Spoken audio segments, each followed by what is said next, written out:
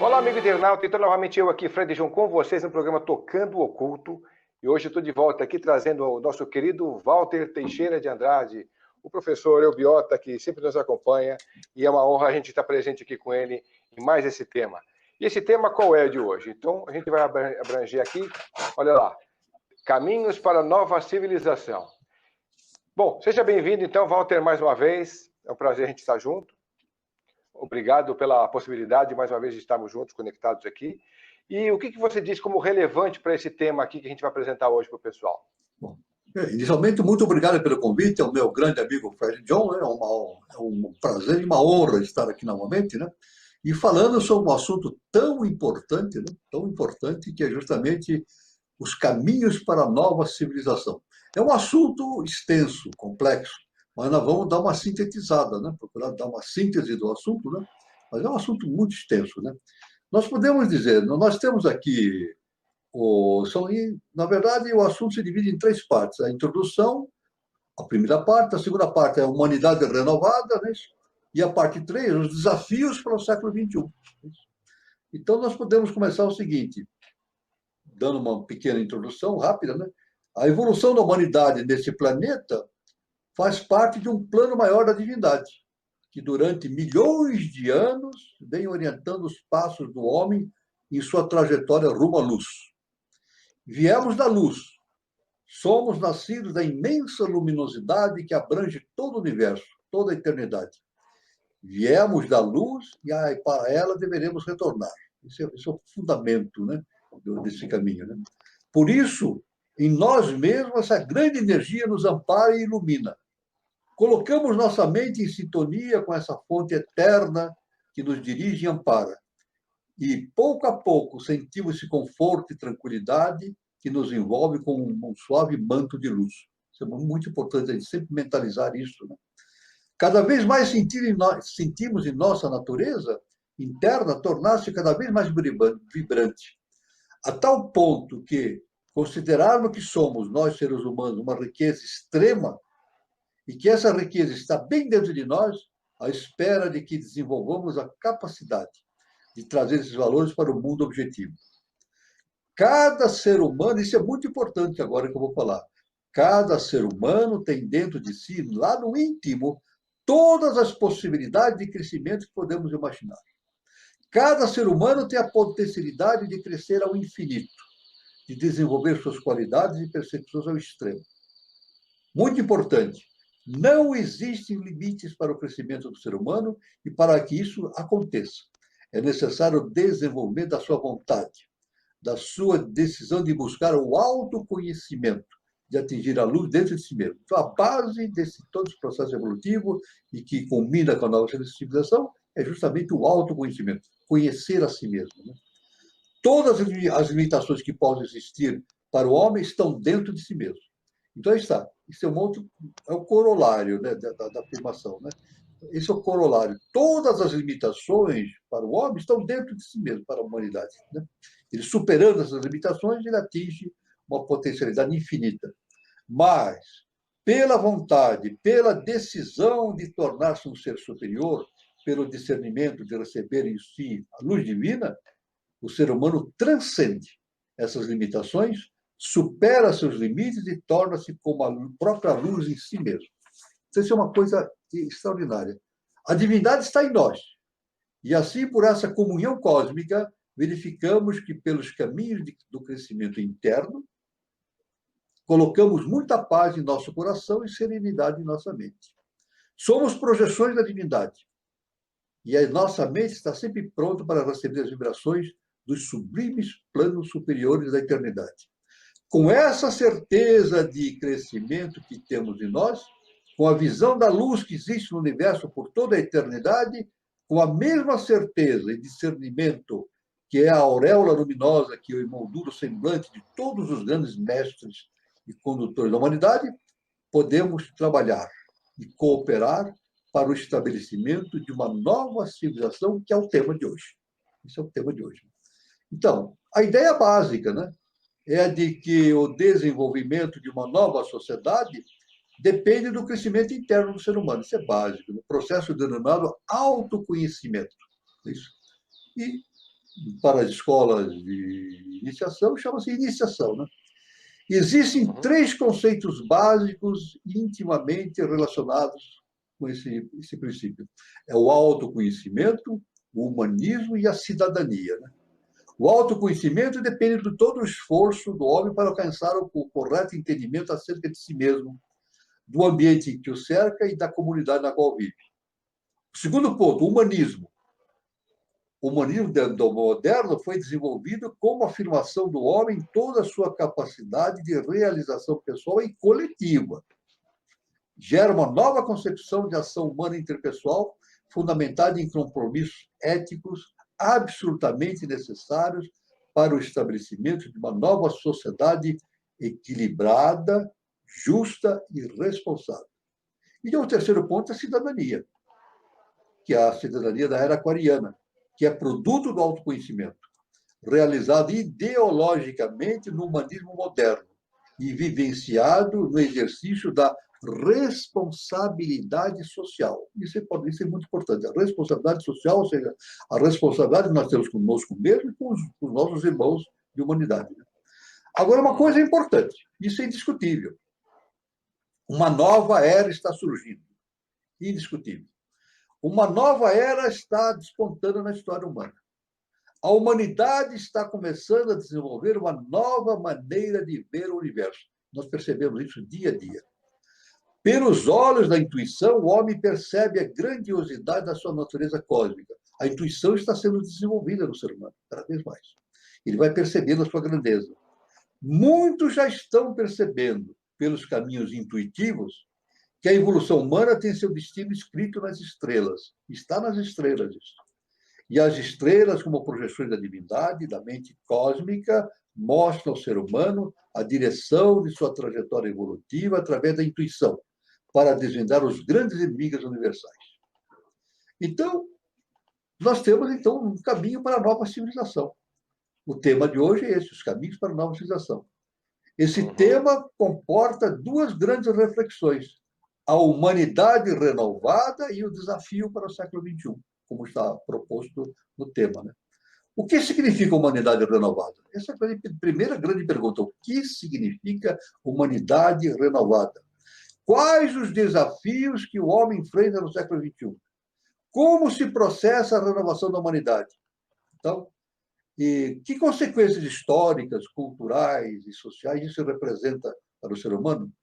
Como poderemos cooperar com essa renovação? Essas três perguntas podem ser respondidas através de três aspectos fundamentais do ser humano. Esses três aspectos são três aspectos fundamentais. O primeiro aspecto, a constituição interna do ser humano. O segundo aspecto, as funções de cada componente da sua natureza interna.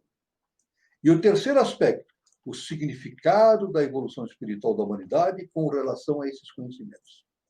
Então, nós vemos, como consequência de todo esse introito que nós estamos fazendo, nós vemos que o homem tem uma mente superior e uma mente inferior.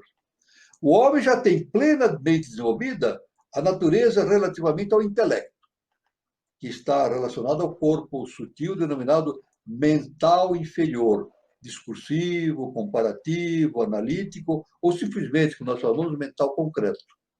Esse mental, dito mental concreto, portanto, é aquele que opera através da análise, da cooperação, da comparação, etc.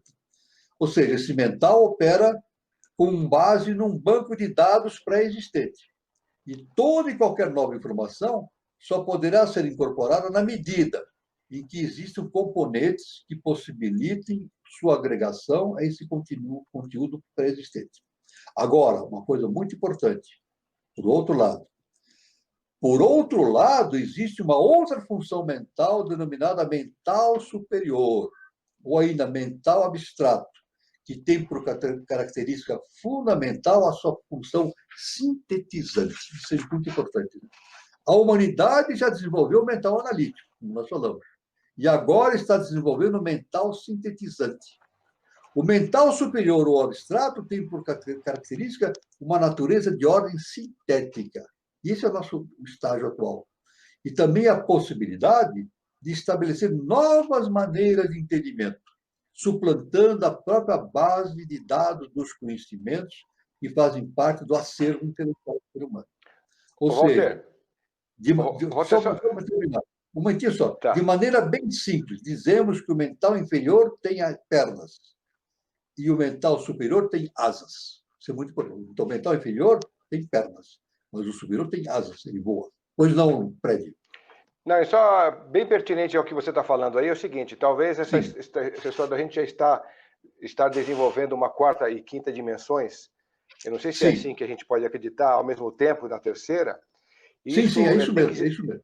né, a gente já tem que estar com ela suplantada aqui para que quando chegar essa consciência que você diz aí, de uma nova intuição, como é que é o nome da intuição? O mental superior, né? Não, a intuição é Então, Budi, Budi. É, o então, pensamento, quando ela a tiver, intuição Budi, quando ela já Budi. tiver, quando ela já tiver amplamente implantada no ser humano atual, né, da nova era, ela já tem que estar realmente já uniforme para que a gente consiga entender, porque na velha geração não se tem ideia exatamente da convivência do que é quarta, quinta ou sextas dimensões. Lá no CERN já se fala em oitava dimensão. E tem gente Perfeito, falando de décima primeira dimensão, quer dizer, são perfeito, muitas perfeito. dimensões que a nossa mente lógica não é capaz de entender, de fazer essa síntese aí. Agora, você já deixando claro que a gente já tem isso desenvolvido como quarta e quinta, implantado aqui, e que o ser humano está desenvolvendo essa outra intuição muito mais aguçada pelos bimânicos, aí sim, já é o ambiente que ele precisa para entender e passar esse recado para frente, né? Perfeito, exatamente. Nós estamos presos à terceira dimensão. Nós estamos agora transitando para a quarta dimensão e também, futuramente, para a quinta, sexta e sétima. Mas são 10. Interessante, viu, Fred? Veja, pelo caminho da iniciação, a gente tem 10 níveis de percepção, de conhecimento no universo, né? E Uhum. justamente pela física quântica, a teoria das cordas, nos dá 10 universos. Veja, olha Olha o aí. passo já, né? 10 Sim, universos, sim, e o sim. 11º é o tempo.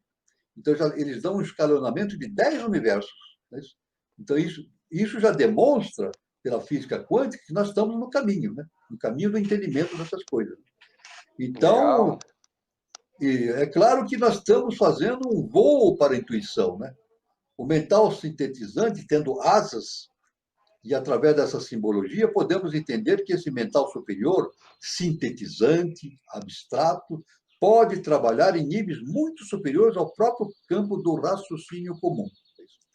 Também temos que o mental superior é a porta de entrada para outra possibilidade ou natureza superior denominada intuição.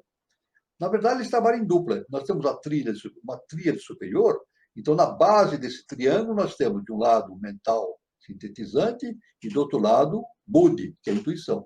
É claro que quando a gente começa a desenvolver o mental superior, abstrato, sintetizante, automaticamente Budi começa a se desenvolver também.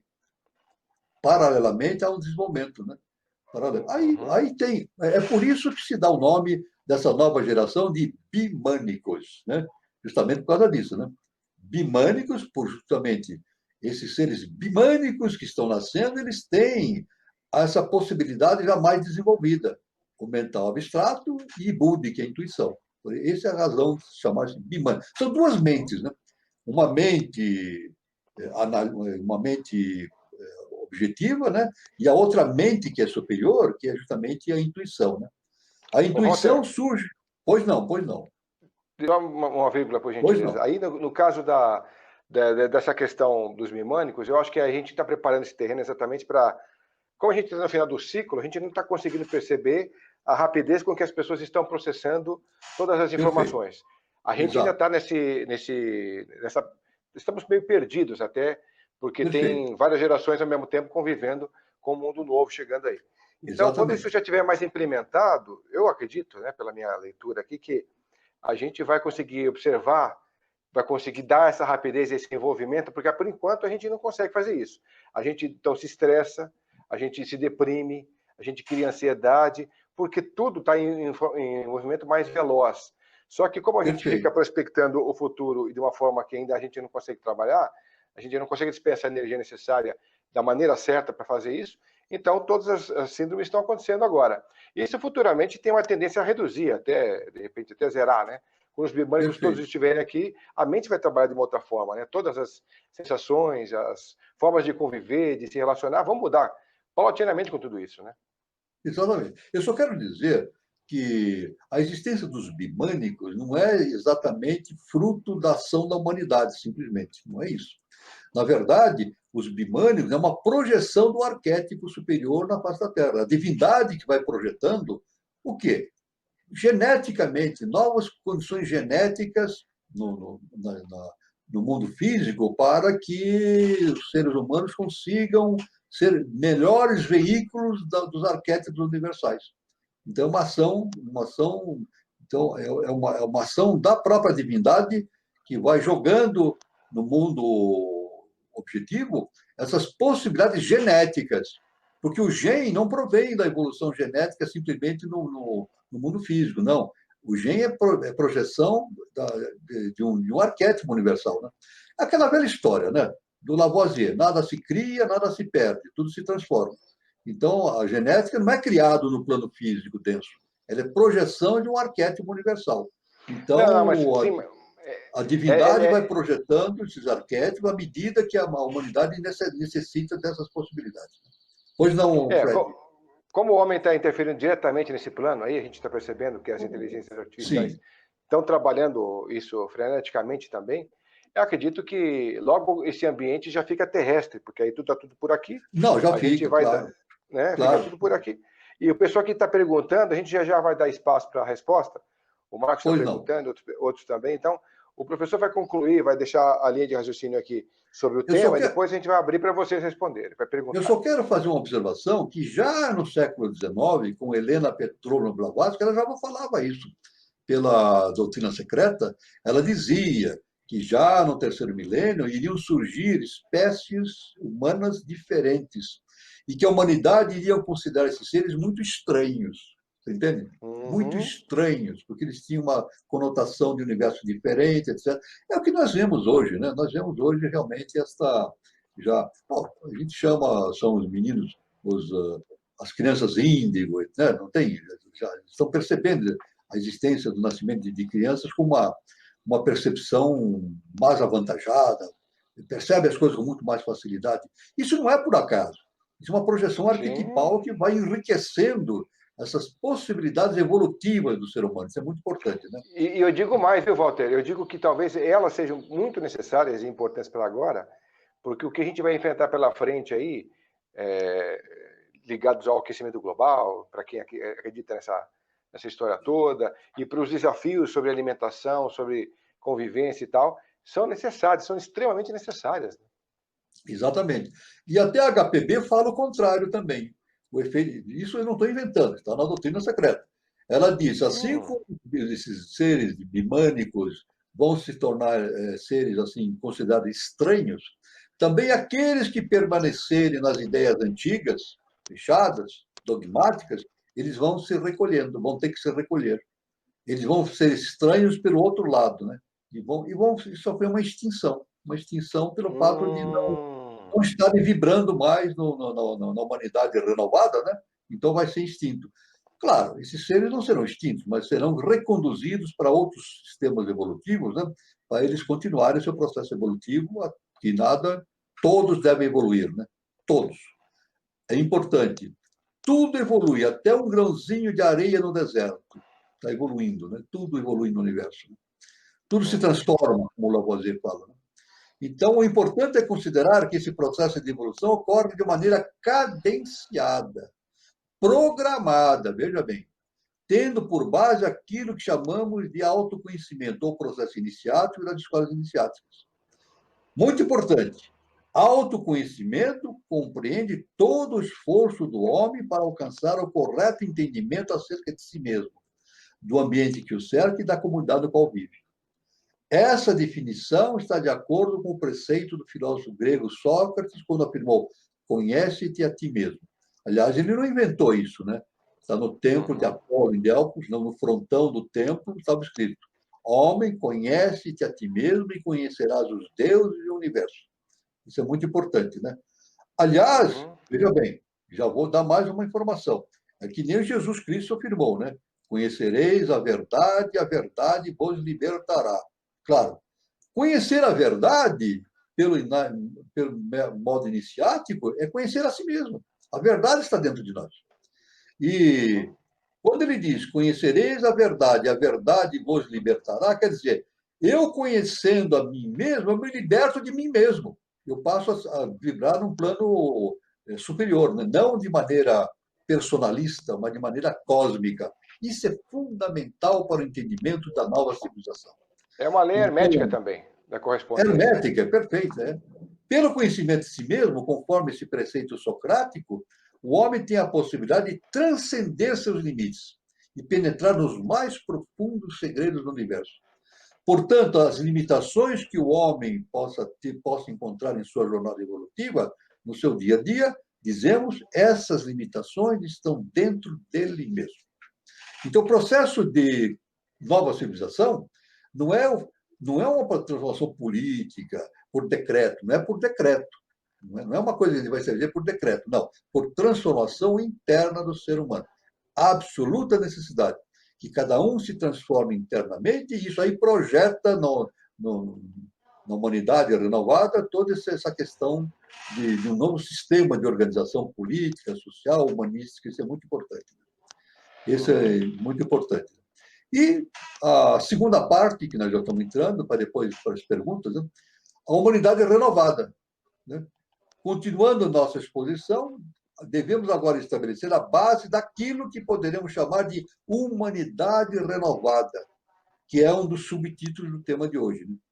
Para abordar uma questão humanidade renovada, ou seja, a realização concreta e social do humanismo do terceiro milênio, vamos localizar 3 consequências imediatas e vindas da ascensão da consciência humana para o mental abstrato sintetizante e sua tendência para o desenvolvimento cada vez mais predominante da intuição.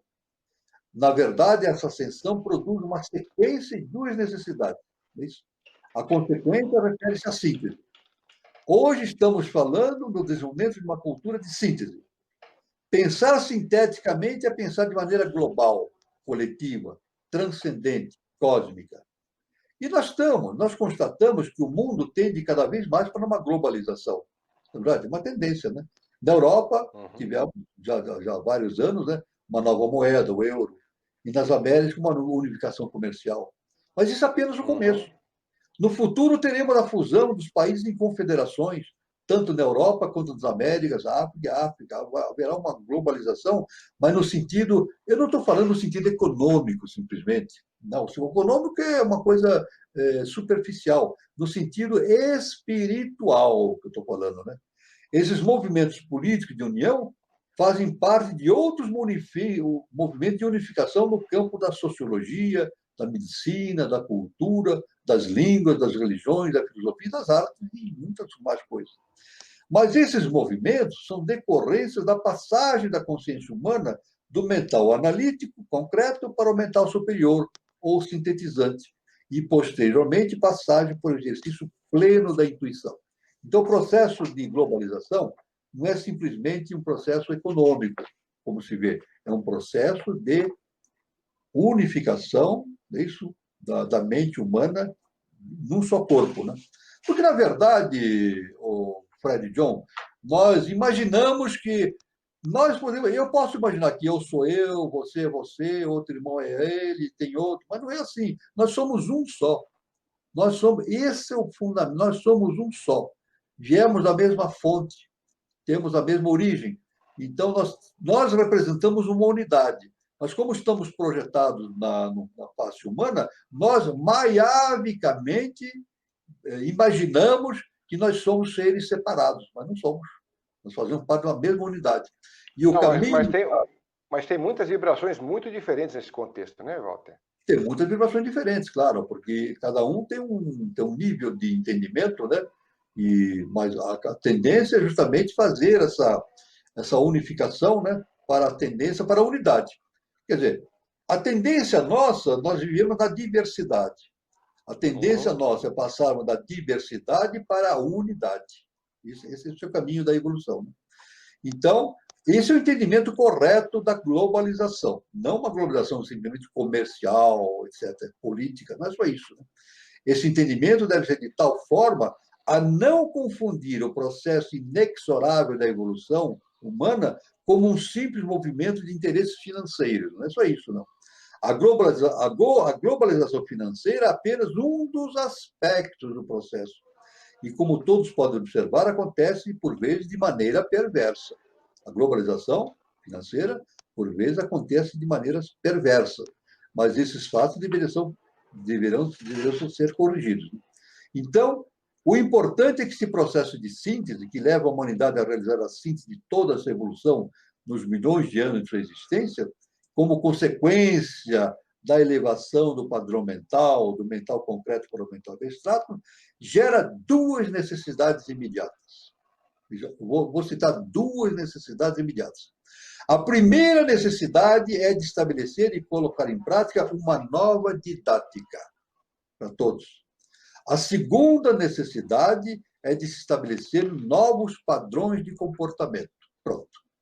Então, uma nova didática, ensinando os padrões de uma maneira renovada, e, o segundo, novos padrões de comportamento, que nós precisamos urgentemente rever isso, né? É claro que houve um renascimento. Tudo bem, Fred? Você quer comentar? Não, então, pode seguir. Só fazendo agora um comentário, uma correlação. Existiu um renascimento do século XV e XVI, não é isso? Num determinado período da história, século XV e XVI, surgiu uma nova era para a história da cultura. Surgiu um movimento denominado Renascimento, tudo nós sabemos, né? O Renascimento, ou Renascença, representou o rompimento com a Idade Média. Nós sabemos disso, né? Por esse processo do Renascimento, do século XV e XVI, de renovação cultural, o homem rompeu os grilhões, ergueu-se, acordou após séculos de submissão e determinou o ressurgimento do humanismo da antiga Grécia clássica, renovada, ampliada, ocasionando sua libertação espiritual. Mas, da mesma maneira que ocorreu o Renascimento no século XV e XVI, nós estamos já passando pelo início de um renascimento do século XXI e XXII. Aliás, 22 completando os 22 arcanos superiores, né? Já estamos aí entrando numa fase do tarô. Os 22 arcanos superiores, não é por acaso, nada acontece por acaso. Dessa mesma forma que no século XV e XVI a humanidade passou pelo Renascimento, também agora chegou a hora de colocar o mental superior em franca atividade, abrindo caminhos para a intuição. O caminho está aberto, através da passagem do mental concreto para o mental abstrato e depois para a intuição. O surgimento da intuição no cenário da cultura deverá ocasionar um novo renascimento agora no terceiro milênio. O renascimento do terceiro milênio da cultura deverá ocasionar um novo renascimento, deverá originar, um humanismo moderno, cósmico, aberto e fraterno. Esse é o desafio do século XXI. Esse é o grande desafio do século XXI. Agora, a gente pode perguntar, onde e quando surgirá essa nova didática, né? Esse trabalho, isso é muito importante, não será fruto de um gênio, mas sim da ação coletiva de profissionais em cooperação multidisciplinar, em parceria sinérgica, pela via do sistema participativo. Mas a fonte originária dessa nova didática está sendo oferecida ao mundo pelos grandes mestres e condutores da humanidade. Mas não serão os mestres que virão implantar essa didática. É como se fala no vulgo, a gente fala isso rotineiramente, né? Temos que fazer a lição de casa. A humanidade tem que fazer a lição de casa, né? Eles, os mestres, fornecem as bases do entendimento cósmico para essa evolução humana e social. Fornecem as bases, mas não executarão o plano por nós. Não farão isso por nós. É a humanidade, na forma de sociedade organizada, que terá de realizar os aspectos práticos dessas ideias e orientações. Os mestres não farão por nós aquilo que podemos fazer por nós mesmos, ou seja, a lição de casa é nossa. Agora vamos ver, agora dando um foco agora central, Vamos ver alguns pontos básicos para essa nova didática de terceiro milênio, dessa humanidade renovada. Eu vou dizer para os queridos ouvintes, irmãos, que eu citei 10 pontos que eu considerei importantes. Mas cada um analisando a humanidade, analisando todas as espécies, pode até incluir outros pontos ou fazer centenas de outros pontos importantes para que caracterizam essa nova humanidade, né? Eu defini 10 pontos básicos. O primeiro ponto, a prática da ação cooperativa no lugar da competição. No século XX, nós tivemos uma competição desenfreada. E no século XXI também temos aí, né? Então, temos que desenvolver a ação cooperativa no processo da competição, né? Aliás, era muito comum no meu tempo de indústria, né? A gente dizia assim, o fulano é um sujeito, é um sujeito assim brilhante, é um sujeito brilhante, é um sujeito que tem uma mente, conhecimentos extraordinários, doutorado, ele é um sujeito muito brilhante. Mas, normalmente, o que acontecia é que esse sujeito brilhante ele acabava causando dissensões pelo seu egoísmo interno, né? Pelo fato de ele ser brilhante, acabava causando separações entre as pessoas. Então, eu quero dizer o seguinte, nesse primeiro tópico, a questão não é ser brilhante, é ser iluminado. Essa é a diferença. Então, não precisamos mais de seres brilhantes, precisamos de seres iluminados pela luz divina. Isso é muito importante. O segundo ponto é a vivência da fraternidade. Fundamental para o mundo, a fraternidade. O terceiro ponto é o cultivo dos processos intuitivos como veículo do conhecimento. A intuição. Hoje, a intuição não é, pela ciência acadêmica, a intuição é desprezada. Eu sempre dou esse exemplo, né? Se um doutorando for examinado por uma bancada que está exibindo uma tese, numa universidade qualquer, do mundo inteiro, qualquer país, e ele disser no início, intuitivamente eu cheguei às seguintes conclusões, acabou a tese dele, acabou. Aliás, ele está fora da universidade, porque intuição não é algo compatível com a ciência acadêmica. A ciência acadêmica dá muita importância à lógica, ao entendimento, ao raciocínio, mas a intuição não. Por enquanto. Então, a busca do autoconhecimento é o quarto ponto, né? O conhecimento interno é fundamental para esse processo de renovação da humanidade. O quinto ponto, valorização da prestação do serviço voluntário. Há tempos atrás, nós tivemos uma consequência, a criação do terceiro setor, né? Eu acredito que ainda continua o terceiro setor. Então, pessoas voluntariamente se dedicam ao atendimento das questões sociais, sem nada a receber, mas colaborando, né? Aliás, eu até li que, não sei se existem ainda firmas assim, mas há um certo tempo, que existiam determinadas firmas que liberavam os funcionários, certos funcionários, durante 1 hora por dia para eles trabalharem no terceiro setor. Isso é uma coisa extraordinária, né? Liberar 1 hora por dia para eles trabalharem no terceiro setor. Então, uma cooperação das próprias empresas para... E isso, evidentemente, é claro que dá lucro para a empresa, né? Porque isso aí torna-se um ponto de divulgação da empresa, né? É um ponto de venda, ponto de venda da empresa, né? De valorização dos seus produtos, etc. O sexto ponto é a reciprocidade, ou seja, cada um devolvendo à sociedade os benefícios que dela recebemos. Nós recebemos benefícios da sociedade, indiscutivelmente, tanto dos nossos irmãos, das pessoas, como do Estado, das instituições, e nós temos, então, que devolver esses valores que recebemos para a sociedade, né, de uma forma evidente. O sétimo ponto, a valorização do trabalho coletivo, multidisciplinar. Muito importante, não é isso? O trabalho coletivo. Então, eu sempre cito o sistema participativo. Não é isso? Eu nem cito democracia participativa, porque democracia é um termo assim muito... Eu pergunto, existe democracia no mundo? Não existe, né? Se a pessoa disser que existe algum país democrata, ele está enganado. Aliás, o Winston Churchill, eu sempre cito, já na sua época, ele dizia, né, que a democracia é muito ruim, mas é o melhor que nós temos. Nós sabemos disso, né? Nós não temos uma democracia plenamente vigente em qualquer país. É muito difícil. Sempre existem interesses pessoais, econômicos, etc. Mas, então, eu costumo chamar, não de democracia participativa, mas de sistema participativo. Né? O oitavo ponto é priorizar que, além dos direitos, existem os deveres. Isso, a humanidade sempre fala nos direitos humanos, etc. Nós, no terceiro milênio, a humanidade deve falar também dos deveres. Isso, os deveres humanos. Então, deve existir uma declaração dos deveres humanos a uma organização mundial que deve suceder à ONU, porque essa ONU já é uma instituição caduca, né?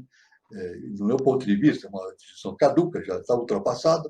Uma nova instituição que venha realmente servir aos interesses da humanidade deve instituir uma carta, uma declaração dos deveres humanos, é muito importante. E, nono ponto, o penúltimo dessa lista, é a integração da ética na didática. É isso? Ou seja, nos cursos, em todos os cursos, desde a da base, do primário, do nível intermediário até a universidade, deve ser transmitida aos alunos a questão da ética na didática.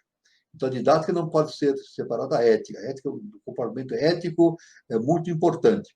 E, finalmente, 10, o exercício pleno do sistema participativo. Todos participando de um sistema em que... Isso é o ideal, né? E eu posso dizer, e depois, futuramente, nós podemos fazer uma live sobre sinarquia, né? Sinarquia, movimento sinárquico. Então, nós podemos dizer que o exercício pleno do sistema participativo está na sinarquia, que é um processo iniciático, né? cósmico, e que deverá existir na face da Terra num futuro próximo. Né? Então, é isso aí. É claro que nós temos as influências da didática no contexto social. Essa nova didática que nós estamos falando deve influir no contexto social. A nova didática do século XXI, porta de entrada para o terceiro milênio, deverá originar novos padrões de comportamento, cujos reflexos serão amplamente verificados por uma nova forma de organização social. Síntese de todos os modelos políticos vividos pela humanidade, forma essa denominada sistema participativo. O sistema participativo deverá ser a mais expressiva conquista do ser humano na esfera do autoconhecimento, do humanismo e da cidadania, porque representa a síntese de toda a marcha evolutiva através dos milhões de anos da sua existência, culminando com a aplicação de uma nova didática para o terceiro milênio, que trará como consequência o estabelecimento de novos padrões de comportamento absolutamente integrados com uma consequência cósmica de realização humana e fraternal. Evidentemente que esse plano que existe no cosmos tem relação com a evolução humana. Podemos dizer que esse é o arquétipo que está à espera de ser concretizado na face da Terra. Será, por certo, realizado.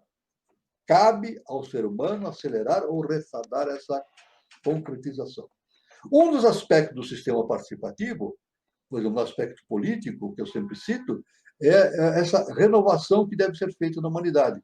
Nós hoje temos o voto, né? O voto é muito importante, né? A pessoa escolhe seus representantes, etc. Né?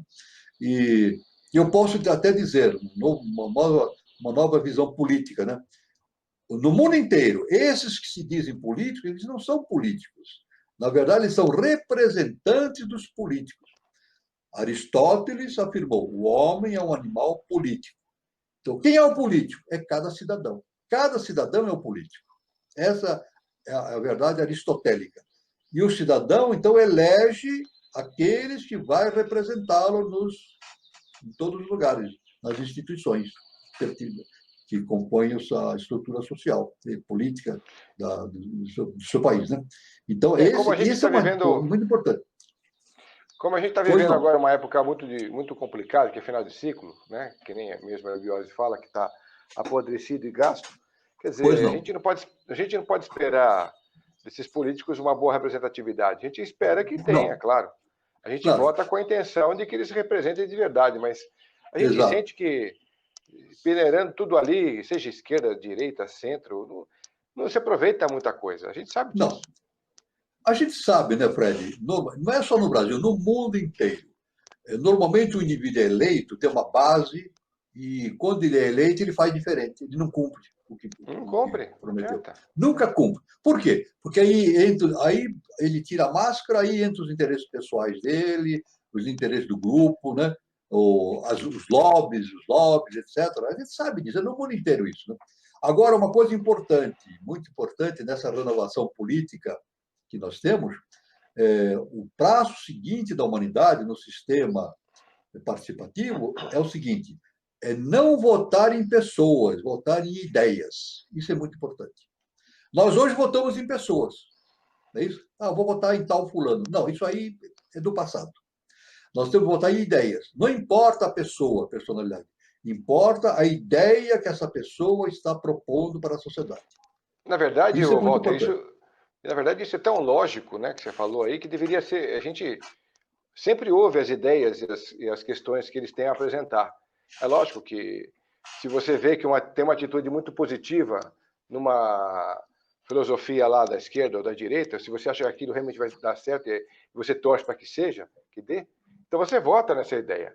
A gente já vota nas Perfeito. ideias. O problema todo é que a gente vê assim, a gente percebe a má fé que eles têm, eles vão prometendo, não vão cumprindo, a gente vai votando, a gente vai se Aliás, decepcionando e nada Fred, vai eu quero dizer acrescentando. uma coisa iniciática, um processo iniciático, inclusive na sociedade brasileira de hoje, a gente tem bem claro isso, né? Uma coisa iniciática. Esquerda-direita é do passado, não existe mais. Quando terminou isso? Com a queda do Muro de Berlim, 1989, e ali terminou a Guerra Fria. Agora, a gente pergunta: existe gente da esquerda e da direita? Não existe mais. O que existe é interesse financeiro.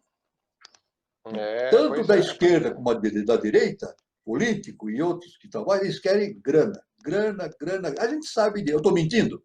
Não estou mentindo. No Não, mundo imagina. inteiro. A No mundo gente vê inteiro. aí o que está acontecendo, é claro. Nós até temos aí um grande, eu não vou citar o nome dele, um grande magnata internacional, o homem mais rico do mundo, né? Que ele trabalha pela esquerda. Então a gente diz, mas como é que pode um milionário trabalhar pela esquerda? Porque ele ganha dinheiro com isso. Ele aumenta a sua fortuna, não é verdade? Então isso aí realmente é o passado da humanidade. Então esquerda, direita, não, isso é coisa do passado. Nós temos que pensar agora no sistema de organização da sociedade de maneira integral, coletiva, num novo padrão de humanismo. Né? Não é direita nem esquerda, é o ideal, o certo, o necessário. Né? Isso é muito importante. E a pessoa, aliás, esquerda e direita são ideologias. Ideologias. As ideologias estão com prazo vencido. É isso? Então, nós temos agora que transitar da ideologia para a ideia. O que é ideologia? Qualquer tipo de ideologia faz parte da personalidade humana, a parte inferior do ser humano. São ideologias. O que é uma ideologia? É aquilo que defende interesses de grupos, de pessoas, de países, etc. Então, a questão é libertar-se da ideologia e trabalhar pela ideia. A ideia é universal. A ideologia tem um sentido restrito a grupos, pessoas. A ideia é universal. Uma ideia ela é válida aqui, em outro planeta, em outra galáxia, em qualquer sistema evolutivo do universo. Ela é universal. Então, esse também é um grande passo da humanidade, libertar-se das ideologias e trabalhar no campo das ideias. Isso é muito importante. Né? Então, nós temos aqui, podemos agora definir o que seja humanidade renovada. Né? A humanidade renovada, que nós estamos falando, é fruto da síntese de toda a experiência evolutiva, como já dissemos. Na verdade, a história humana vem acontecendo numa sequência de reformas e contra-reformas, revoluções e contra-revoluções. Só que nessas revoluções e contra-revoluções, nós temos uma coisa típica. Né? Às vezes, nós temos um sistema político num país, vem alguém que faz uma revolução e toma o poder e acaba repetindo tudo aquilo que já estava acontecendo. Ele não renova nada. Ele acaba repetindo. Ele entra para derrubar um déspota, um tirano, depois ele toma o poder e torna-se um tirano também. Quer dizer, essa é a história da humanidade permanente. Eu estou mentindo? Não estou mentindo. Certamente. Vai Não estou se mentindo. repetindo o É padrão, assim se mesmo. repete sempre. Se repete. Então, o sujeito vem, derruba um déspota, um tirano, assume o poder, aí ele se torna um tirano também novamente, e repete tudo novamente. Então, então isso aí não é, esse não é de revolução e contra-revolução armada, isso é coisa do passado. A grande revolução é a íntima, a interna. A interna. Ou seja, a experiência humana se processa no jogo polar, que é, no jogo polar, que é característica da consciência analítica, polaridade. A consciência analítica bate na polaridade. Por isso que é direita e esquerda. A questão de direita e esquerda pertence à personalidade, à polaridade. Isso é coisa do passado. Coisa do passado. Quem estiver ainda trabalhando ou pela direita ou pela esquerda é um ser do passado. Está superado. Não tem futuro na humanidade. É um ser em extinção. Isso é uma importante mensagem que eu digo para todos. Quem estiver trabalhando pela direita ou pela esquerda é um ser em extinção, porque o processo da humanidade é a unificação da humanidade num processo fraternal. Esse jogo polar que caracteriza uma interminável alternância de situações que aparentemente são contrárias, mas que no fundo representam a mesma coisa, tem enredado o ser humano em sua busca, em sua histórica busca pela felicidade. A questão de estarmos sempre a favor ou contra de alguma coisa encerra a mais ilusória de todas as contradições humanas. Estar sempre a favor ou contra alguma coisa. Isso é uma ilusão. Na verdade, analisando friamente as experiências no campo das vivências pessoais e sociais, constatamos que o oposto acaba, por fim, realizando os mesmos erros contra os quais achávamos empenhados, como eu falei. Isso a história humana está repleta. Agora, existe a superação. Mas para o século XXI, no alvorecer do terceiro milênio, uma nova didática, gerando novas formas de comportamento, culminando com a realização do sistema participativo, esse drama humano poderá ser definitivamente superado. Portanto, como decorrência da superação desse jogo polar, podemos dizer que a humanidade renovada não será oposição a coisa alguma. Será, sim, a síntese, a harmonização de todos os conhecimentos, de todas as experiências históricas. Aliás, isso aí representa os ensinamentos dos grandes mestres da humanidade. Os grandes mestres da humanidade sempre ensinaram isso, a cooperação, a convivência, e tudo se resume numa simples definição que o grande mestre Jesus, o Cristo, deixou na terra: o amor. Sem amor, nada feito. Nada não feito. Pode ser inteligente, rico, pode ter todas as qualidades, mas se não tiver o amor no coração, zero. Não há possibilidade. Não há possibilidade. Então, essa grande renovação que a humanidade tem que desenvolver por essa nova didática, desenvolver o sentido amoroso do ser humano pelo seu próximo, pela sua sociedade e assim por diante. É claro que isso aí, pois não, Fred? Não perdendo o seu gancho, por favor, fique com ele, mas só para completar o que você está falando, esse amor que você fala, a gente não consegue assistir hoje, por exemplo, uma série, um filme, seja na Netflix, na Amazon ou qualquer operadora que você tem aí na sua casa, que não tem extrema violência. Não tem, exatamente. Que as coisas não realmente não...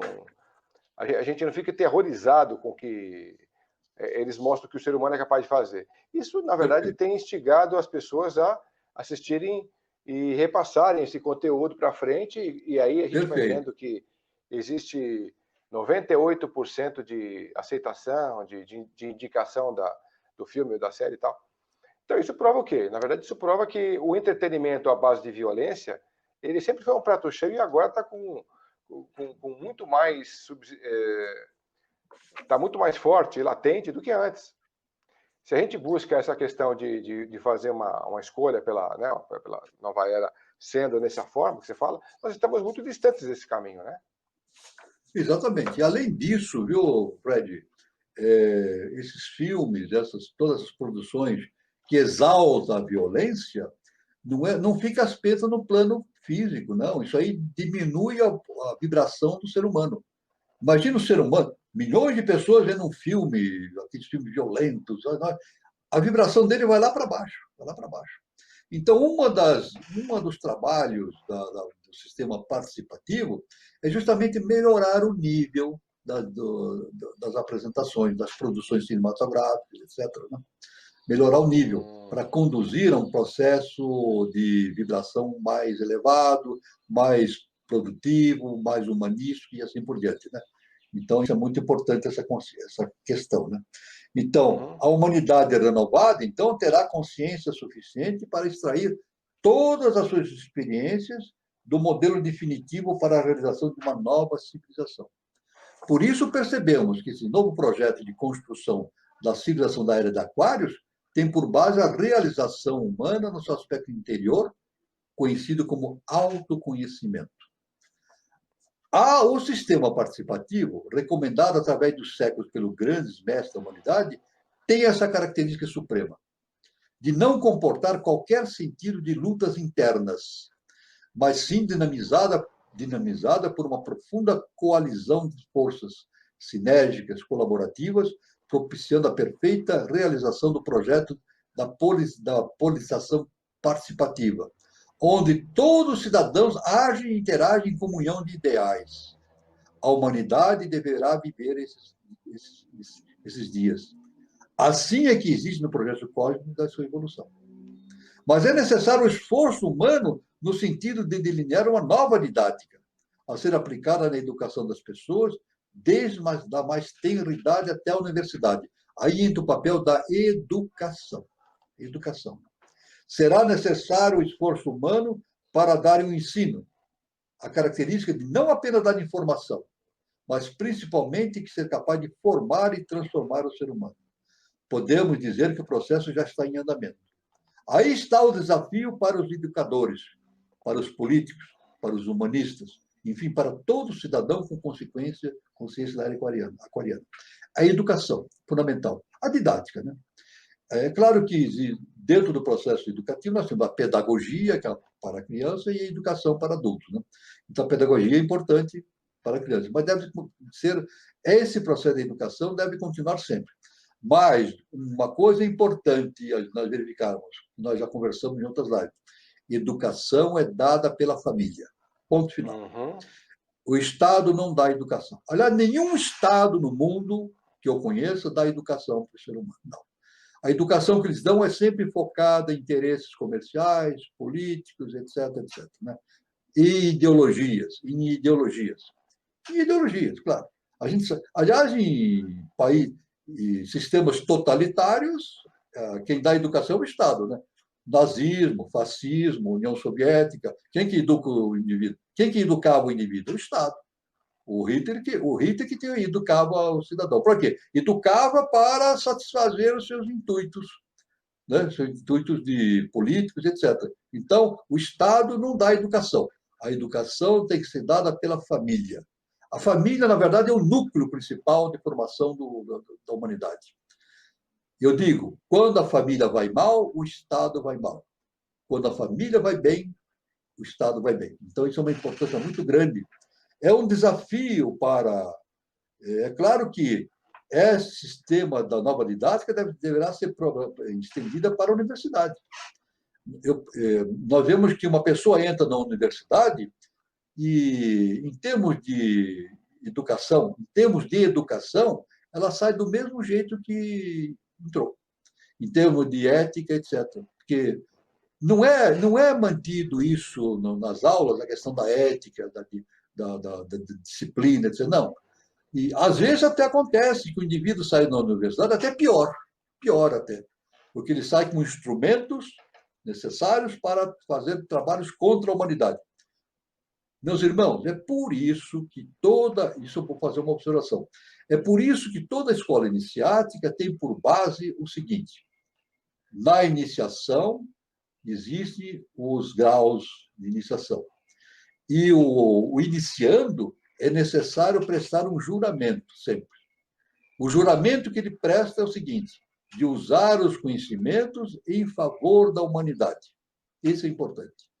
Então, só lhe será concedido os conhecimentos se ele fizer esse juramento. Agora, esse juramento, ele não faz para Deus sei, ele faz juramento perante si mesmo, pela sua própria consciência interna. Diante do seu Deus interno. Ele jura perante o seu Deus interno. Isso aí faz parte de uma nova didática, uma nova forma de entender o mundo, né? Podemos dizer que esse processo já está em andamento. Aí está o desafio para os educadores, para os políticos, para os humanistas, enfim, para todo cidadão com consciência da era aquariana. Então, entramos na terceira parte, que é os desafios do século XXI, né? A terceira parte, né? Muito importante também, a terceira parte, que nós estamos aqui, nós vimos aqui desde o início, né? No início, nós dissemos que existiam 4 partes, né? Deixa eu ver aqui. Desde o início, nós afirmamos que existem 4 partes na nossa exposição, né?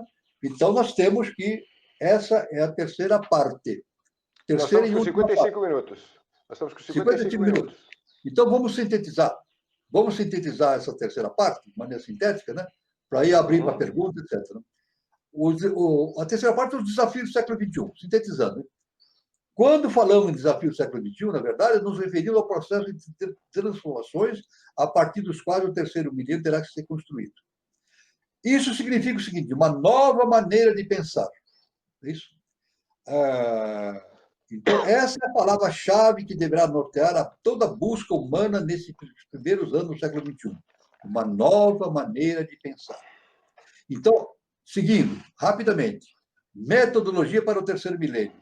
Então, teremos que o que mudará de fato a história do século XXI será a criação de uma nova ideia de humanidade. Veja bem, uma nova ideia de humanidade. Com isso, queremos dizer, criação de um novo projeto humano, baseado no humanismo moderno, a do terceiro milênio, e que traga riqueza humana para o cenário das relações do dia a dia. Isso nós falamos do humanismo moderno. É isso? Então, uma das coisas que nós temos que ver é que essa questão da riqueza e o trabalho, que foi no século XX, houve uma grande luta entre a riqueza e o trabalho, né? Aquele que tem o poder da riqueza e aquele que tem o poder do trabalho, isso deve sumir, deve sumir. A riqueza, olha, veja bem, a gente diz assim, olha, muita gente diz assim, o homem deve trabalhar para produzir riqueza. Não é assim que se fala? É correto isso? Tem sentido uma coisa dessa? A gente vê políticos falando isso. Não, o homem deve trabalhar para produzir riqueza, depois dividimos essa riqueza.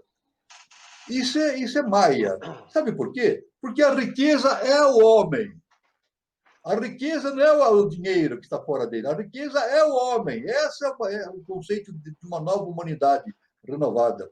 Então, veja bem, hoje o homem gira ao redor da riqueza. Na humanidade será diferente. A riqueza tem que girar ao redor do homem. O homem é a prioridade. Então, isso é muito importante nessa relação da riqueza e do trabalho para a realização de uma nova humanidade, né? uma sociedade renovada. Né? Então, o homem como centro do universo. É isso? Walter, é o Deus interno. Pois não. Walter, numa grande emissora fizeram aí uma matéria essa semana, falando sobre os bilionários, né, de 1920, falando sobre o primeiro bilionário da época, que foi o Rockefeller, que investiu na captação de petróleo e tal. Aí ele fez o primeiro bilhão dele, e depois fizeram uma ideia, né, uma síntese a respeito dos bilionários atuais, que dão mais de 2.000 e poucos atualmente, né, 2.200 e pouco tal. E aí fizeram várias abordagens, dizendo que as crianças também que tinham morriam até os 3 anos até os 5 anos de idade, eram não sei quanto por cento e tal. Fizeram, enfim, a matéria da Band, para quem quiser acompanhar, saber chamada dos bilionários. E isso estava muito claro, que na verdade se tratava apenas de riqueza mesmo, material. Então, falando e promovendo a ideia de que a humanidade como um todo está mais rica, tem mais riqueza dentro das mãos desses poderosos, mas também como a sociedade como um todo, porque até então a gente não tinha isso antes, né? Então se criou em 100 anos muito mais riqueza no planeta. Só que aí que está.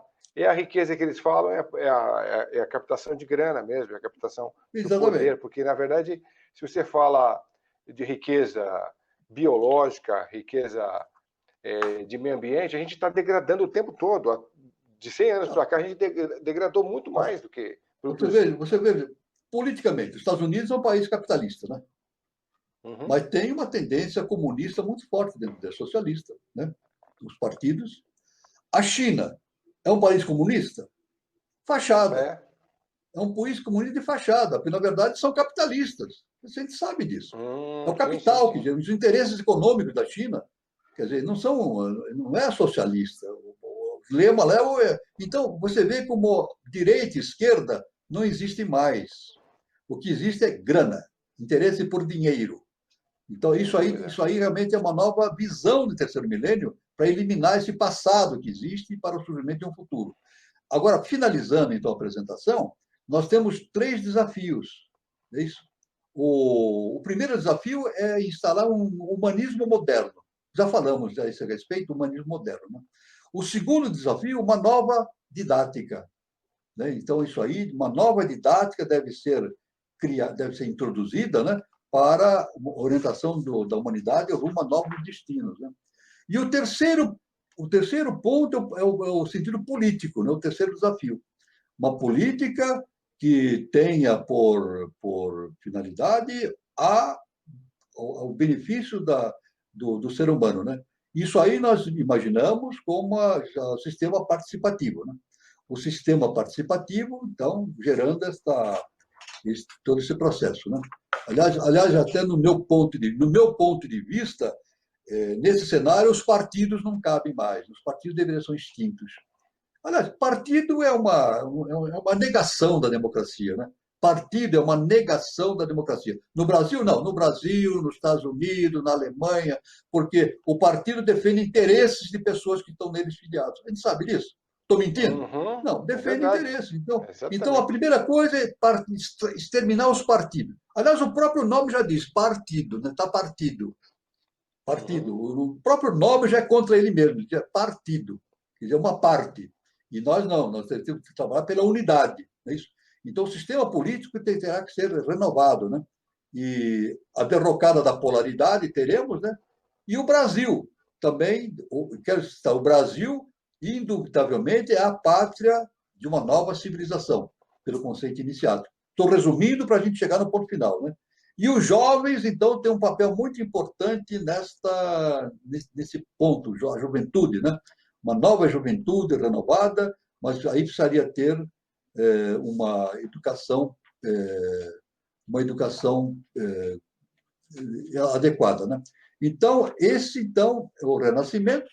Então, esta aqui, na verdade, eu estou terminando aqui esta apresentação, dizendo o seguinte: vamos enfrentar os desafios do século XXI, vamos superar os obstáculos, vamos trabalhar por uma humanidade renovada do terceiro milênio, cada um em sua atividade e características, mas irmanados num só pensamento de evolução, prosperidade e consciência cósmica. Eu só quero, para finalizar, agora é ponto final, citar aqui uma afirmação do nosso professor, fundador da Sociedade Brasileira de Eubiose, para finalizar a minha explanação, uma afirmação que ele fez. Ele disse o seguinte, professor Henrique José de Souza: reconstruir é o brado que nos compete. Sim, reconstruir o homem, o pensamento, a moral, os costumes. Reconstruir o lar, a escola, o caráter, para que o cérebro se transmude ao lado do coração. Só assim a humanidade se tornará digna do estado de consciência que é exigido pela nova civilização. Dessa reconstrução sairá o homem educado segundo o sistema integral ou teosófico, que visa os 3 corpos do que o mesmo se compõe. O físico, para as funções perfeitas do organismo, e por conseguinte a família, o psíquico para a perfeição dos sentimentos, para a formação do caráter, para a transformação da alma inferior em alma superior divina, e, finalmente, o mental, para enriquecer o espírito ou a inteligência. Então, com isso, eu encerro a exposição, viu, Fred? Para que Legal. haja perguntas, etc., estamos à disposição. O assunto é muito vasto, muito vasto. Não, tá ótimo. Acho que o senhor conseguiu colocar aí um apanhado de dados muito importantes aí que tem a ver com o tema Isso. e foi num crescente interessante. Mas antes da gente começar a entrar por aí, eu só queria deixar o pessoal avisado para Pois não. realmente divulgar esse canal, né? Divulgar os programas como um todo, porque tem muita gente que ainda não conhece as temáticas do que a gente apresenta aqui no programa, no Tocando Oculto. Por isso Perfeito. chama-se Tocando Oculto, né? Porque a gente não quer Exatamente. fazer um trabalho raso, a gente quer levar profundidade do que a gente aborda por aqui.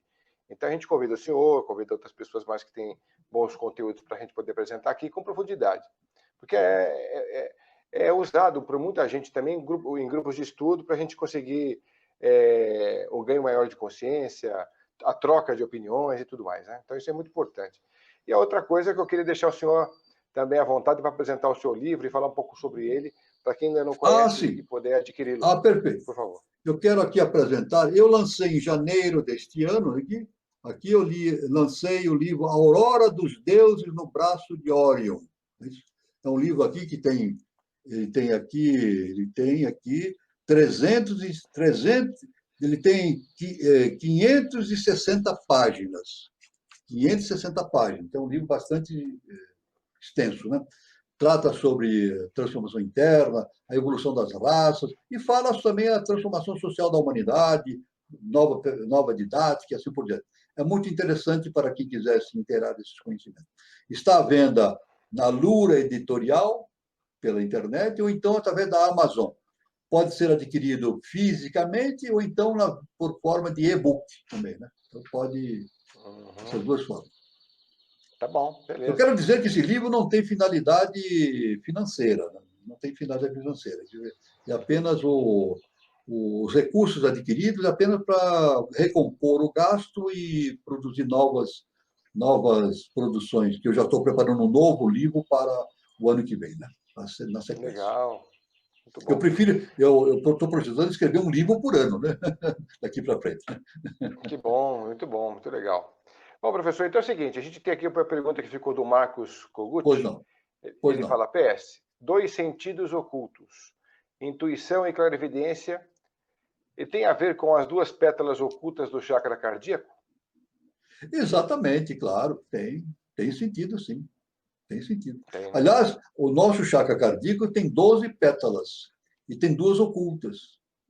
Quando o ser humano torna-se um iniciado, ele passa a ter 14 pétalas. Essas 2 pétalas são ocultas, realmente. Chama-se Bodhisattva. Né? Essas 2 pétalas são Bodhisattva e Lakshmi. Aliás, historicamente, Bodhisattva e Lakshmi são 2 pétalas, né? Que iniciaticamente corresponde a Jesus Cristo e Maria, a mãe dele. Então, Maria, uma dupla, né? Cercada por 12 discípulos, né? Então, nada acontece por acaso. Né? Então, isso aí.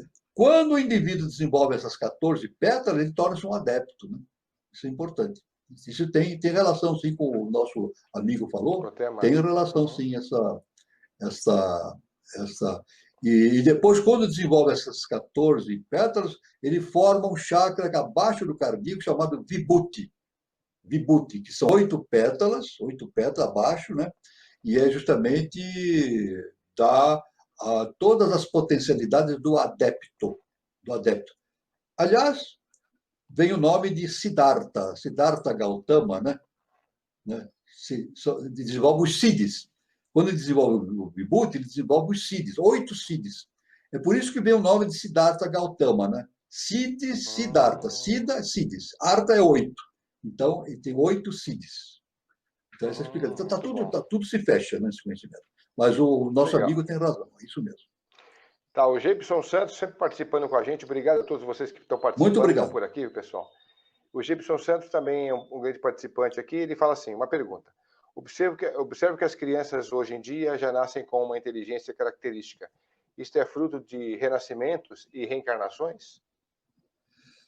Também. Veja, isso aqui tudo está relacionado com o processo kármico, né? O processo kármico. E também com o processo cósmico. Né? O importante é o seguinte, que tudo que nós fazemos não é criação nossa. Ela vem num projeto cósmico. Então, a nossa genética é derivada de um arquétipo.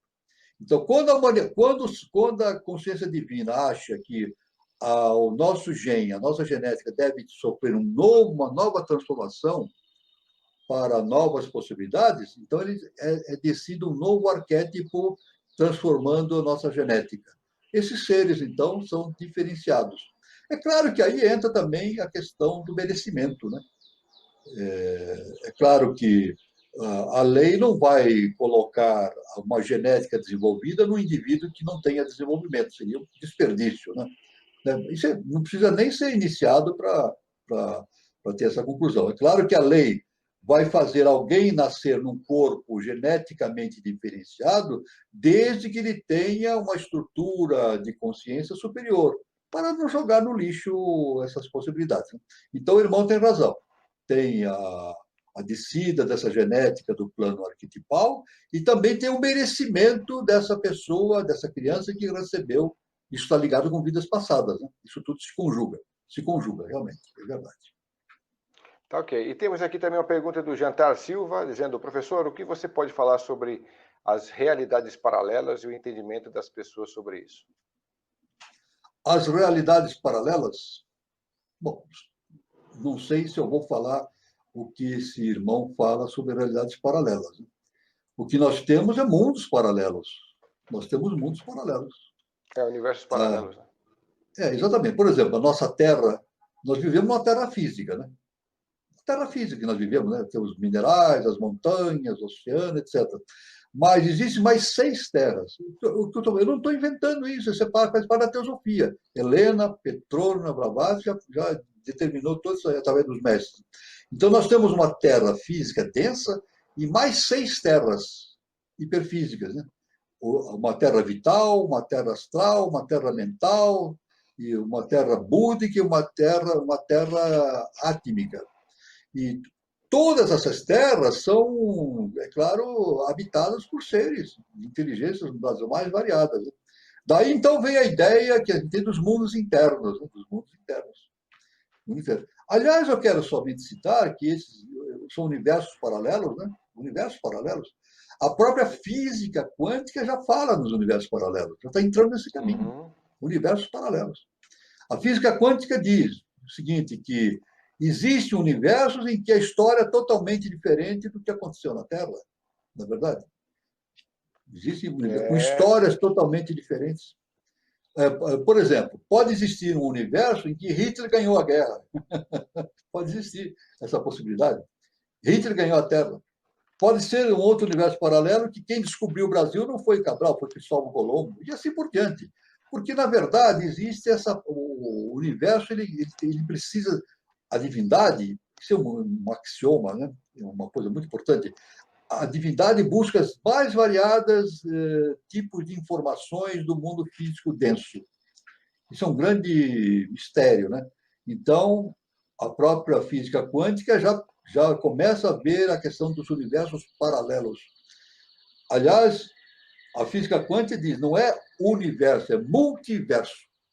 Né? Não existe um universo. É um multiverso. São vários universos. Bolhas, eles chamam de bolhas, várias bolhas, né?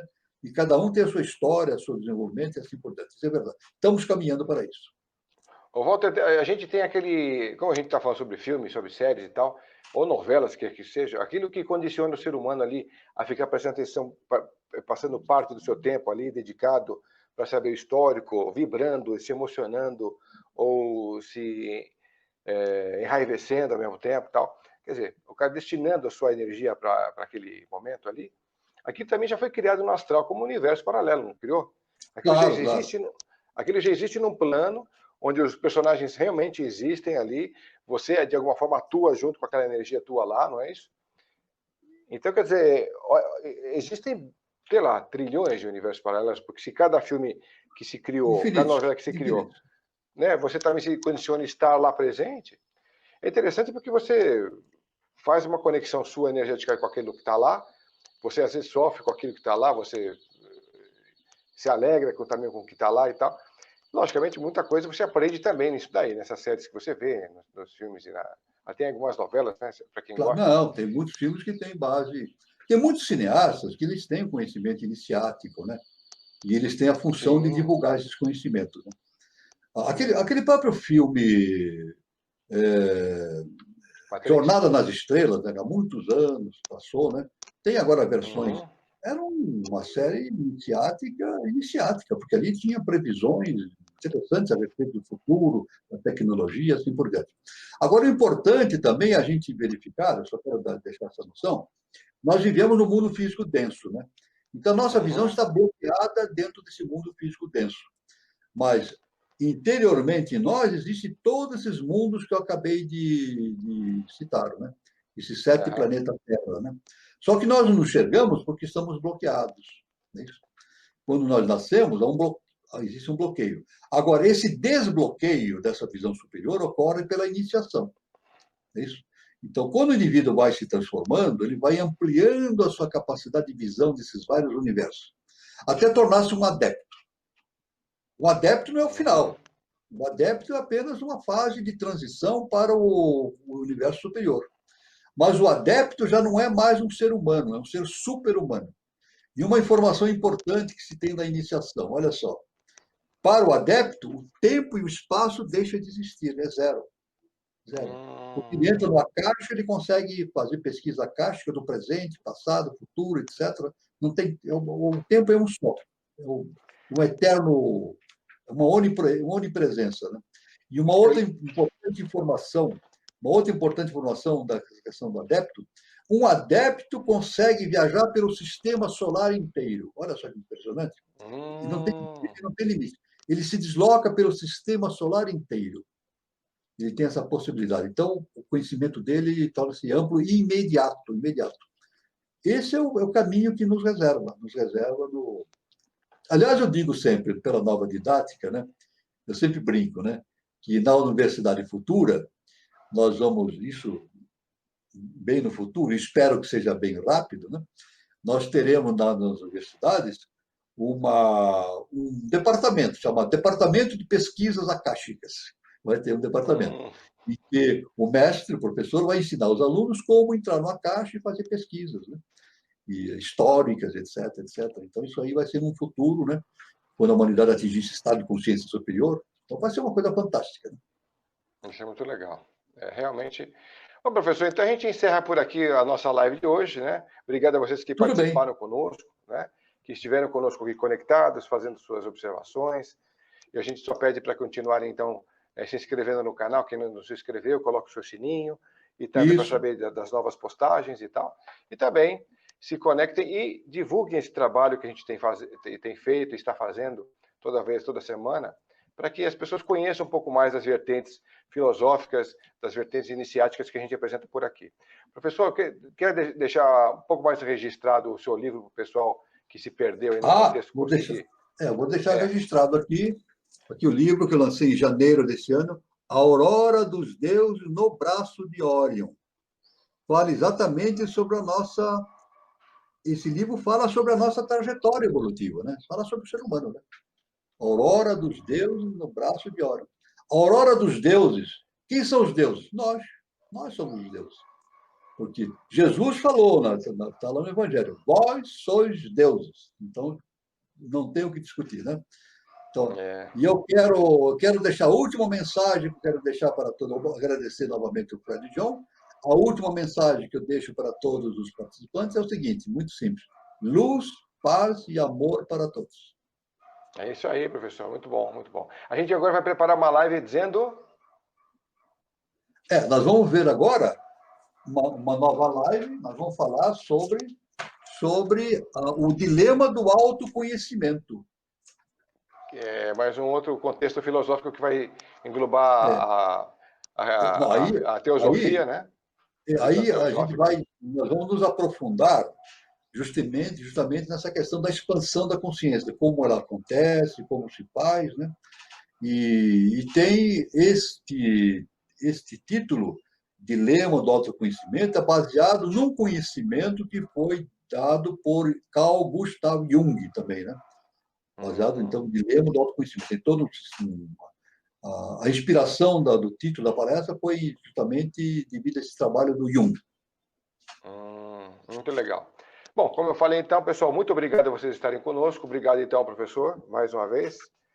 A gente tendo conectados aqui toda semana, fazendo essa passagem de conhecimento para a galera. Pessoal, obrigado. Então, até a próxima Tocando Oculto com vocês. Valeu, gente.